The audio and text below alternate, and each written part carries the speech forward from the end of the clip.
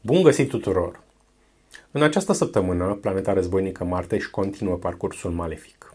În același timp, planeta Venus, responsabilă de confort și bunăstare, va trece la un parcurs negativ pentru următoarele 3 săptămâni. Care sunt sectoarele de viață afectate, dar și cele protejate, vedeți la horoscop.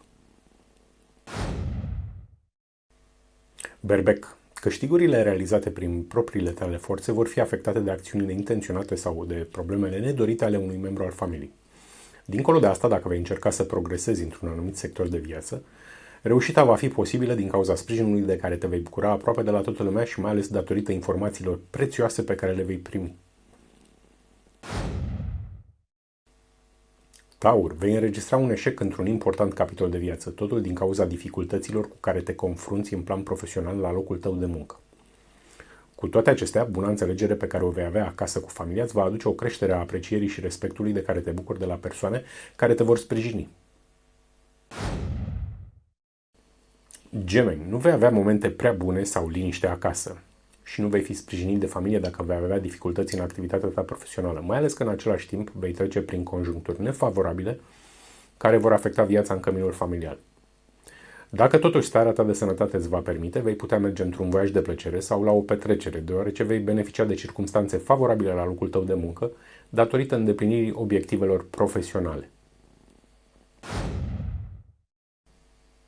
Rac.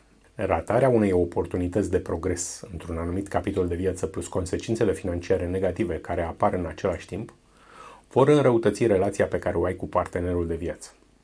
Cu toate acestea, vei trece printr-un test al destinului, vei avea ocazia să faci o faptă bună și poți ajuta material o persoană aflată în impas. Destinul îți testează capacitatea de a te sacrifica, dar vei fi din plin recompensat de destin mai târziu în viață. Leu. Starea ta de sănătate va fi afectată de faptul că nu vei intra în posesia unei sume de bani de care ai mare nevoie pe moment și pe care erai îndreptățit să o încasezi, iar supărarea îți influențează negativ starea ta generală. Totuși, prin susținerea pe care o vei acorda cuiva aflat în mare dificultate, se vor activa conjuncturi favorabile de natură karmică, adică te vei bucura astfel de consecințele faptelor tale bune din viețile anterioare. Fecioară, ești predispus să faci un rău cuiva din cauza unei sume de bani pe care o datorezi sau care ți este datorată. Dar în ambele situații, datoria nu poate fi achitată. Pentru această faptă rea, dacă o vei face, vei plăti însă mai târziu în viață.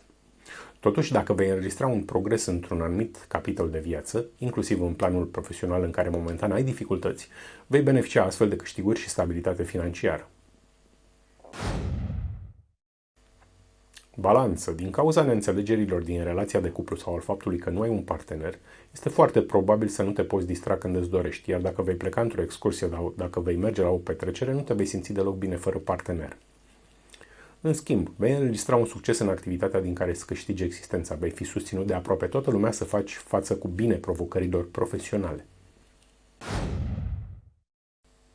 Scorpion. Un obiect de valoare, cum ar fi un mijloc de deplasare provenind de la alte persoane, nu va mai ajunge la tine, deoarece vei dezamăgi acele persoane prin atitudinea ta egoistă și aceștia își vor pierde încrederea în tine. Cu toate acestea, câștigurile tale personale vor crește datorită sprijinului de care te bucuri de la persoane din afara casei, care te simpatizează și care au încredere în tine, și al informațiilor pe care le primești referitoare la posibile surse de câștig.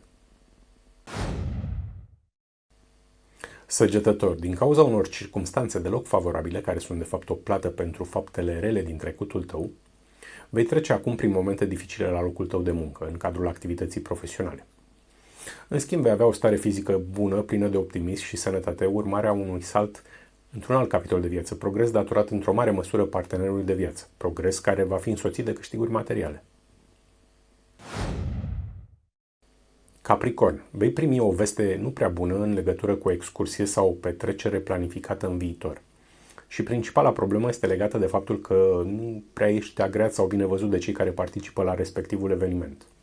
În altă ordine de idei, te vei bucura de sprijin din partea tuturor pentru rezolvarea problemelor din căminul familial sau cele ale unui membru al familiei.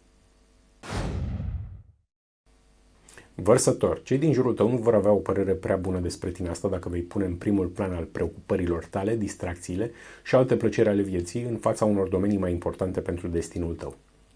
În schimb, relația de cuplu poate merge foarte bine dacă vei da împreună cu partenerul de viață mai multă atenție dialogului, iar comunicarea le poate aduce celor singuri partenerul potrivit.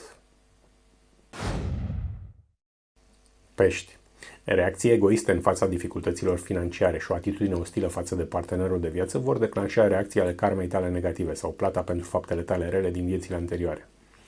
Și vei trece astfel prin conjuncturi de viață nefavorabile în diverse domenii. Cu toate acestea vei primi unele vești bune legate de un progres într-un capitol de viață important pentru destinul tău. Cel mai probabil va fi vorba despre un salt în plan profesional. Sau vei mai afla lucruri bune despre casă și familie. Și nu uitați, soarta omului este mereu în mâinile lui. Pentru că ce ai făcut, aia ți se va face.